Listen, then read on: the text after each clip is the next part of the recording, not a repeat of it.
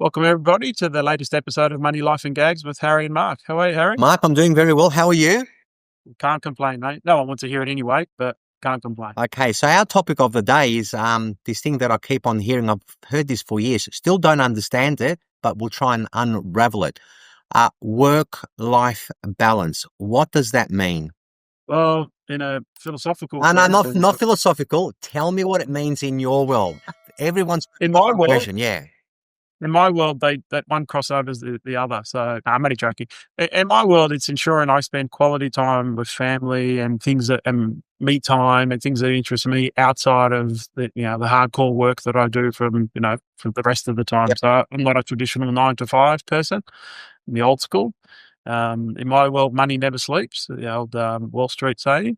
But yeah, it's important to find time to switch off and spend time. If you have children, what's the point of having children if you don't invest time in them? If you have a wife, what's the point of having a wife if you don't invest time there? So for me, work-life balance is to make sure I separate the work life from family and friends and personal life. And do you believe, talking about that separation, which I completely agree with, but there are people who talk about work-life balance from the point of view they just refuse to talk about work, for instance, when they're on holidays. And I struggle with that concept because I'm not saying that you should be talking about work 24/7, but if you're not thinking about work, whether you're self-employed or whether you're an employee, if you're not thinking about work and you completely don't want to even entertain of thinking about what's coming after your holidays, is that wrong or right? I don't think there is a wrong or right. I think it's what works for each individual, to be honest. Like I would love to take a holiday and switch my brain right off and not think about anything. Oh, we never do, Mark. But because I'm not capable of it. Like if anything, my brain goes into overdrive thinking about all the different ideas, or we could do this, or we could do that. Yep. What about this? Yep. What about that? And so my brain's going like firecrackers everywhere when I'm taking a holiday. Whereas when you're working, you don't have as much time to think. So you just do it. Yeah. Thinking. Yeah. And so for me, those that have the ability to switch off, I know people that don't have any communication devices with them when they're on holiday. I can understand that. Yeah, so they can't have emails, can't be contacted. They're just off the grid, so to speak. Yep. Outside of emergencies, I can't do that. Like I'd go nuts. I need the comfort of knowing, okay, well, everything's okay on this one, on that one, and so I need to tickle this one and touch that one and so forth. Yeah, so, for me, I struggle with that, but that doesn't mean I'm not switching off. It just means it enables me to be relaxed because I know everything's okay, and then I'll relax and I'll spend, like when I went to Bali and spend times on the beach and things like that, that's when I can do it, but I still need to have those touch points. So, right? Okay, but let's talk about your Bali experience because you went away with your wife and kids. You obviously had a fantastic time. You can't, even though if the mobile phone and the laptop was taken away from you, let's say it was, okay, because you just don't want to have any communication for whatever reason that you can reason with. That doesn't necessarily mean that you should switch off about your commitments going forward. But they're all commitments to what? Like if you're a 9 to 5 worker, and like people switch off when they go home from work because their work doesn't dictate that it requires all the strategic thinking and whatnot. It's all horses for courses. That's why, for me, work-life balance is what works for you.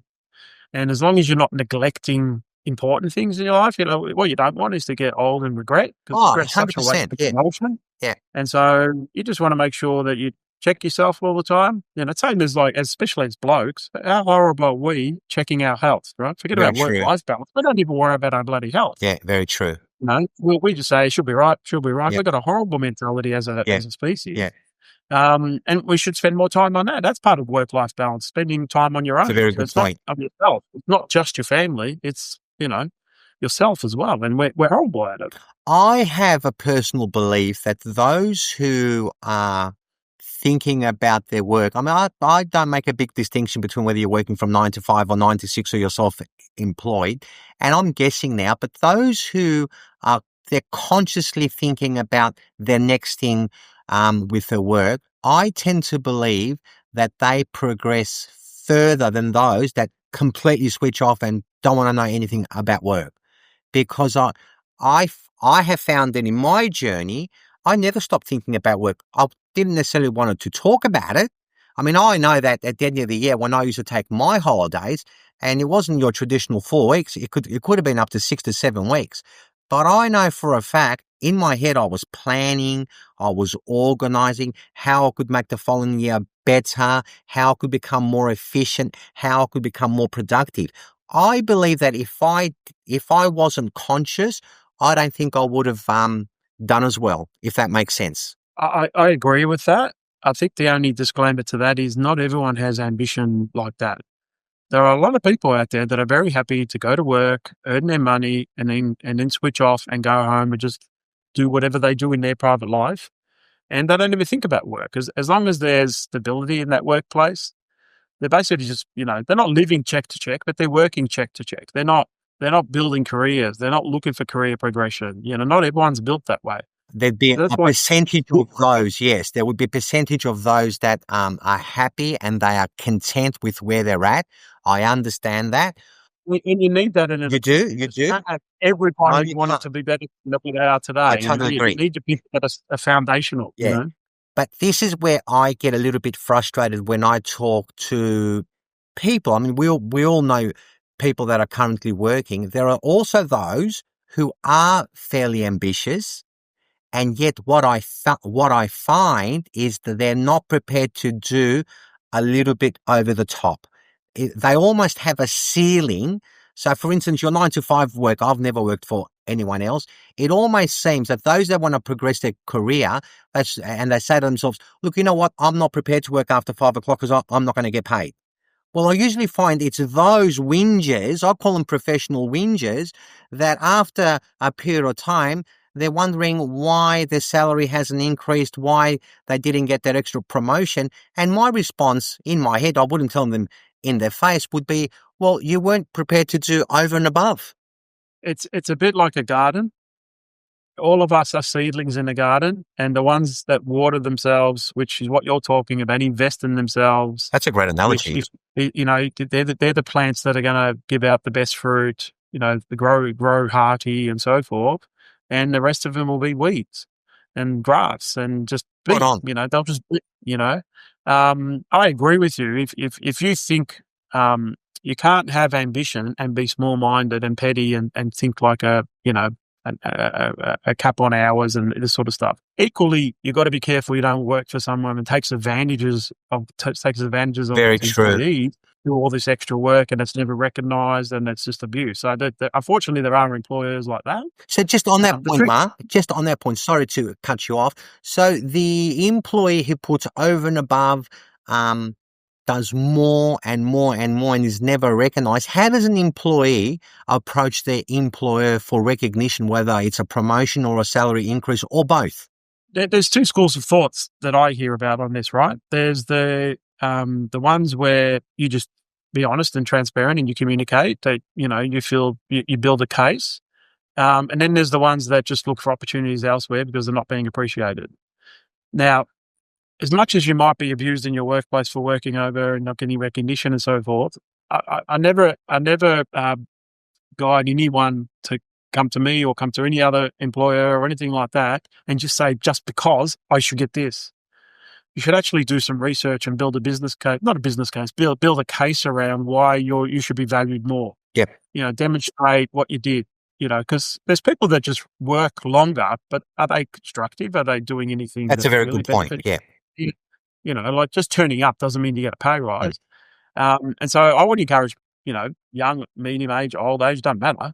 Build a case as to the value you've contributed to that organization. And then when you go talk about your, because some companies will do reviews, some people won't. Some people just, I'm not a big believer in reviews. I'm a big believer you assess as you go along.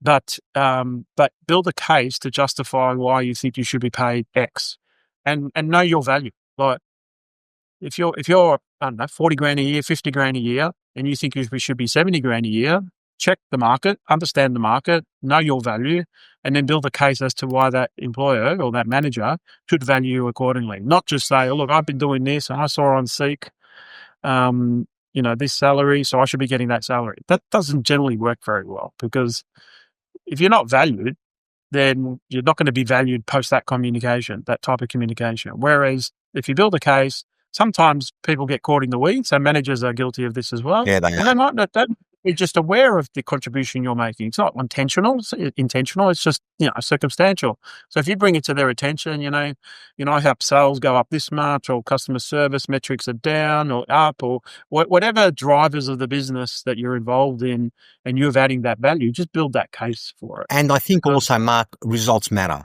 Yeah, but that's what I'm saying. That not just because, what are those results? So to quantify those results, make sure that you've contributed to it, and just deal in your own right. So don't start talking about left and right and the guy behind me and all sort of stuff. Just make it about you. This is what I do. This is the impact I've had on this business, and I'd like you to consider me for a re-rating on my salary because of X, Y, Z. And then if they still say no and say no, or whatever, then you got to make that call yourself, right? Everyone's in charge of their own destiny in the workplace. You don't have to go to that place. I know you maybe have home loan requirements and family commitments, so you can't just dump the job, but just go find something else. I think, Mark, it also gets very frustrating for employees who definitely put in, they definitely get results, but they keep it a secret. They don't take the next step to approach management with obviously documented evidence that would say, well, this is how I've contributed to the growth profile of the company. They won't take that next step. And often I say, don't keep it a secret. Let people know in a diplomatic fashion without showing off, if that makes any sense. Because I think there are just too many people in our workplace who are fantastic employees, very productive, very efficient. They get the results, always get the results, but they keep it a secret. And if you're an employer of 2, 3, 4, 500 people, well, how in the hell are you supposed to know who's performing and who's not? I mean, some employers are very clever and they've got protocols to identify their star employees, but some of them don't. So I agree with you. You have to make a case for yourself. Yeah. I haven't come across too many people that keep it a secret. Oh boy, do I. I do. What I see a lot is people are quite two things. One, they're humble, and so they actually don't feel comfortable talking about themselves. They don't sell themselves well. And the second one is, for whatever reason, because they don't sell themselves, they expect others to notice them, and they want the recognition that way. Correct. They don't want to request of recognition. But it hardly happens the second way, Mark. In this day and age, it hardly happens. I'm not saying it doesn't happen, but it's harder, especially in larger organisations. In smaller ones, family businesses, it still happens there. But in larger organisations where you've got your 300-400 people, you can get lost in the sea there. And if your line manager doesn't appreciate, doesn't see or appreciate, or there's bloody office politics or workplace politics or whatever, then you've got to step up and promote yourself. That's the best advice I would give someone, to know their value and then go get your value. Yeah, I think I agree. You must be also aware of the recent legislative changes that an employer now cannot contact their employee after working hours. Yeah, I haven't adopted that one yet. I think it's so dumb. I think you're allowed. I could be wrong here. Right? I mean, I'm not aware of the exact legislation, but it's something like that. The practice I follow is I don't expect anyone to reply after hours when I email them, or because I don't generally text too much. It's more emailing. But sometimes it's just more convenient for me to email them at 4 a.m, 5 a.m. with just instructions and so forth. But deal with it in your work time. Don't reply back to me at 5:30 when I've emailed you at 5. Because this comes back to the notion of the work-life balance, because somehow this legislation was introduced and in force because it doesn't give people that work-life balance. Well, it's again about the minorities, right? There are a minority of people who get abused.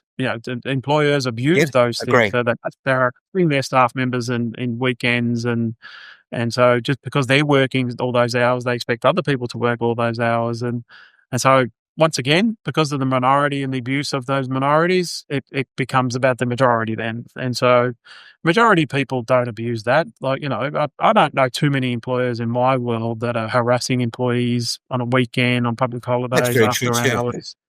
it's not a common thing that I've come across. If it is, I'm ignorant to it. But that doesn't mean the occasional message and the occasional email doesn't get sent. But I ensure with all my team, I don't expect you to reply because I sent it then, that you reply then. Right. But I've got to catch up on the legislation, see if even that's wrong. I don't know. Look, I'm not, I'm just not too sure. So do you believe, I think, at the moment in Australia, full-time work for an employee, is it 38? Is it still 38 hours?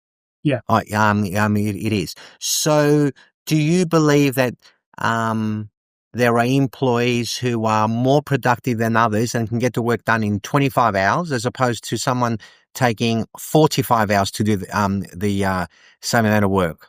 Yes, I do. I do subscribe to that. Everyone works at a different pace, at a different capability, and so forth. But I don't subscribe to because you can get done in 25 hours, you should have your 13 hours off.